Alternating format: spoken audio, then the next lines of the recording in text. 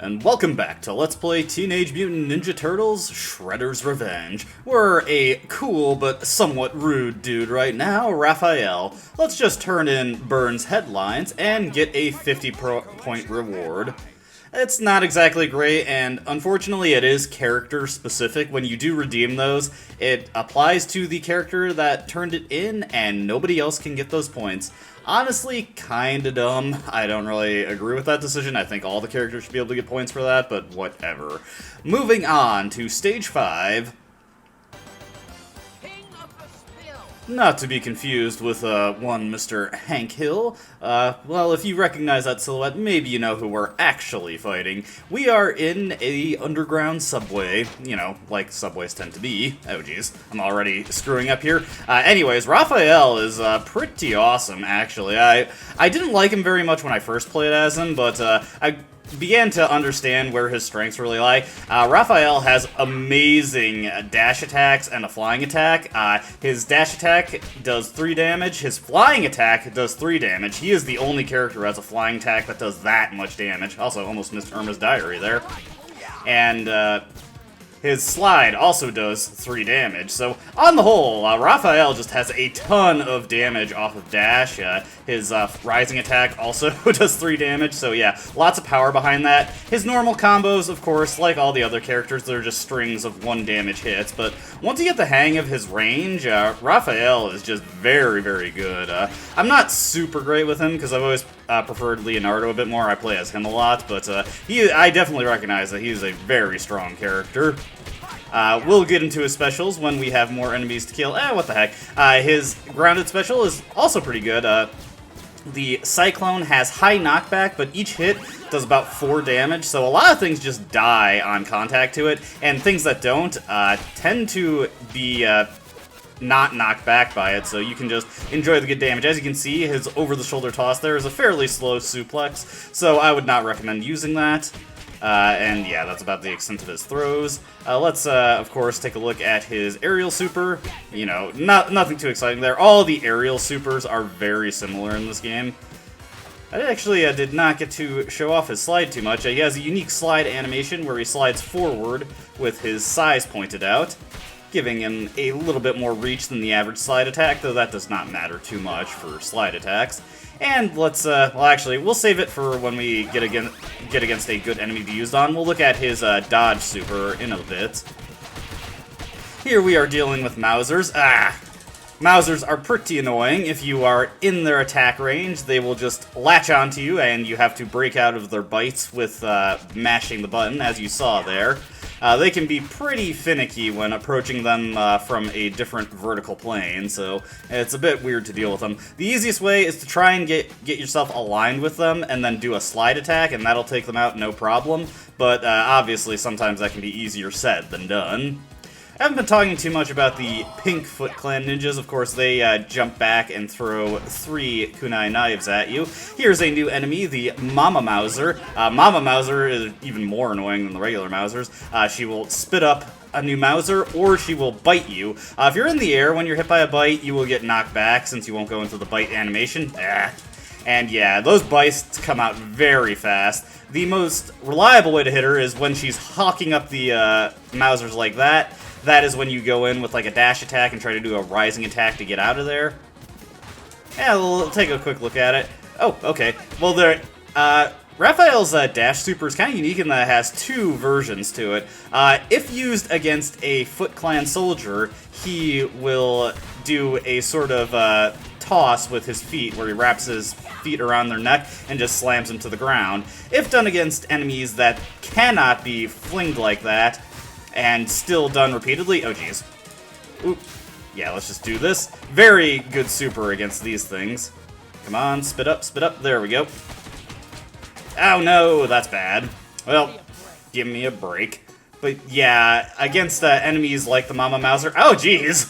That was a hitbox and a half. Against enemies like the Mama Mouser, you can keep pressing the direction towards them, and Raph will do repeated kicks. Kinda interesting, and I think it's a little bit better than Michelangelo's dash super, but I'm still not a huge fan of it. We're, of course, getting new collectibles here. You may notice I'm not really using the double jump slashes with my characters too much. That's because that move is just not that good. It's very slow, laggy, and there aren't really any situations like, say, in Turtles in Time where you can put that kind of move to work. Let's just take out one of these, get him out of the way. One thing that you always have to be mindful of with the aerial super, that the hitbox is a little wonky. It can miss a lot more easily than you'd expect. Also, Raphael's taunt there, he's got one of the fastest taunts in the game, so he has an easy time working that into combat. Now we have the Rat King, a boss I absolutely hate, for reasons we'll get into. So, you go in, attack him, and then he jumps up. He is invulnerable while summoning rats, and of course, we've got these stampeding rats, but aside from that, also regular enemy rats, and I'm gonna be honest with you, I hate having to deal with these things. They have very finicky hitboxes, they leap around constantly, and they're very random about when they'll actually charge your character, and if they hit you while you're on the ground, they start biting you for a ton of damage, so I really hate dealing with those things. Hopefully I can manage them a bit better than I usually do. Granted, because this is recording, I'm not going to hold my breath. Okay. We're doing this. So far, this is better than my usual attempts of fighting this guy.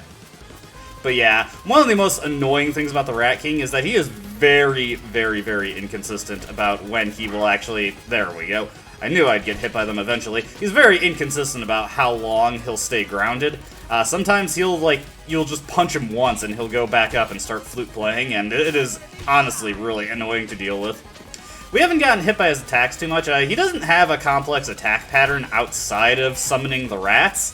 One thing that's nice about the rats is that if they knock you out of the air, they actually do not deal any damage, so that's why I like spamming jump kicks while dealing with them, because if I do get hit with them while I'm in the air, I don't have to worry too much.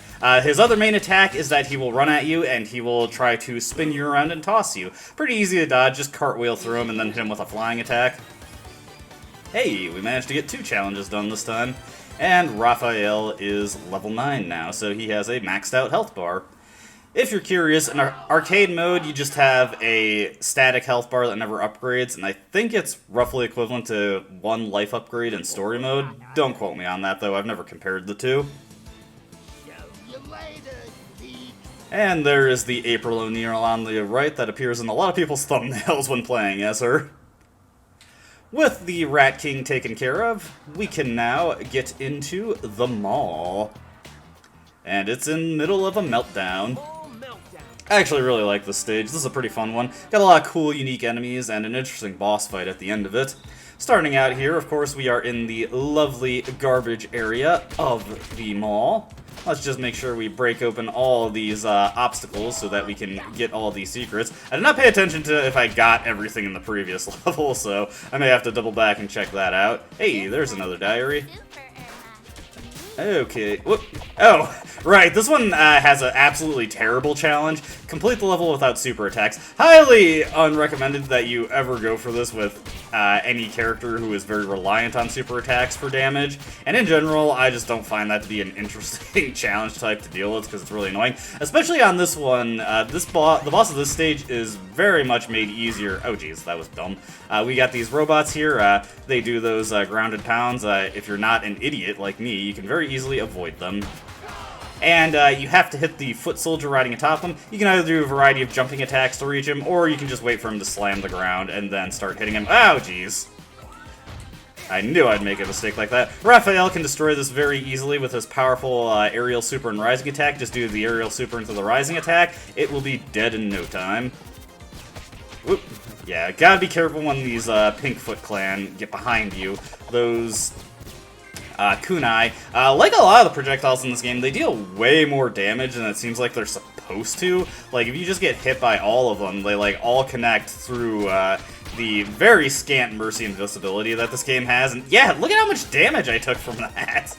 It's crazy. I don't know why projectiles from enemies are just so destructive in this game. Almost failed to get the pizza there because I got caught up on the pillar.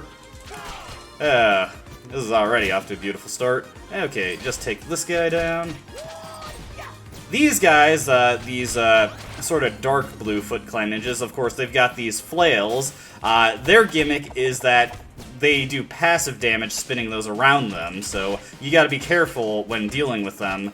It's best to do slide attacks to get in under the mace. Hey, new type of collectible here. You can get a VHS tape. Now, who do those belong to? Well, we'll find out soon enough. Here we find Napoleon. We've got 3 of the 4 punk frogs. Hopefully we can find the last one in no time. Let me show off the other way the super attack works. There we go. Nice little pile driver throw there. And Raphael is a born wrestler with all the moves he got. And we'll just get up here, take this guy down. Yeah. Honestly, the Yellow Foot Clan ninjas, they are not that threatening. They're at their most annoying when they're utilized in boss fights like Rocksteady, where it's hard to keep track of them between the boss. Okay, let's let that guy go. Whoop.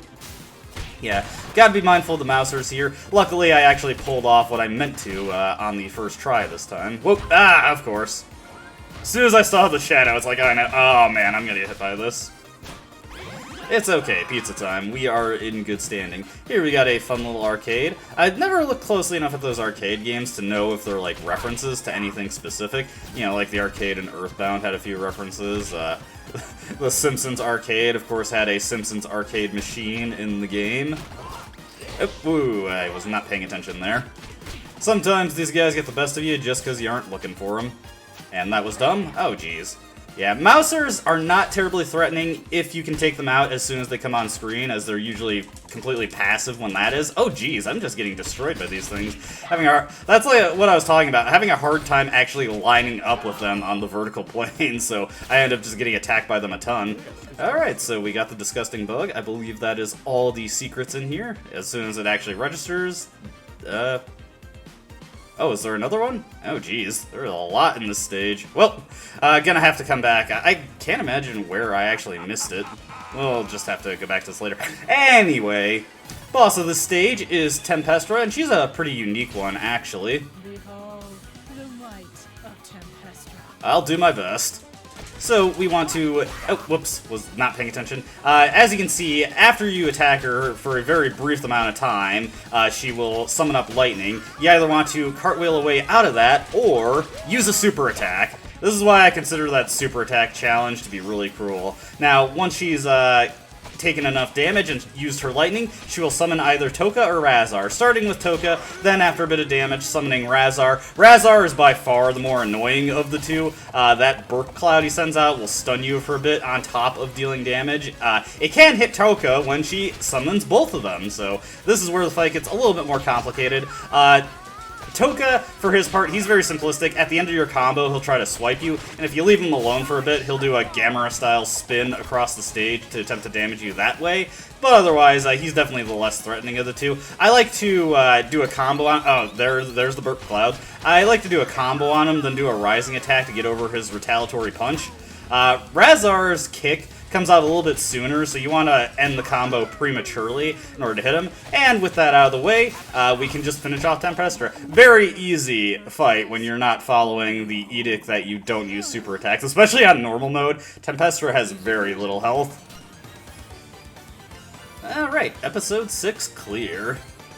Cowabunga, dudes. Well, looks like we got another Krang piece out in the wild. So much for stopping that plan. Another missing robot piece? What a shocker. Yeah, I see it's sparking electricity there. Shocker. I get it, Raph. I see what you're doing. I'm picking up what you're putting down. And that will open up stage 7 for us.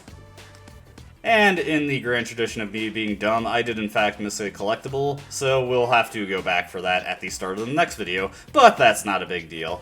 As always, I hope you enjoyed watching, and I hope to see you in the next video. Until then, goodbye.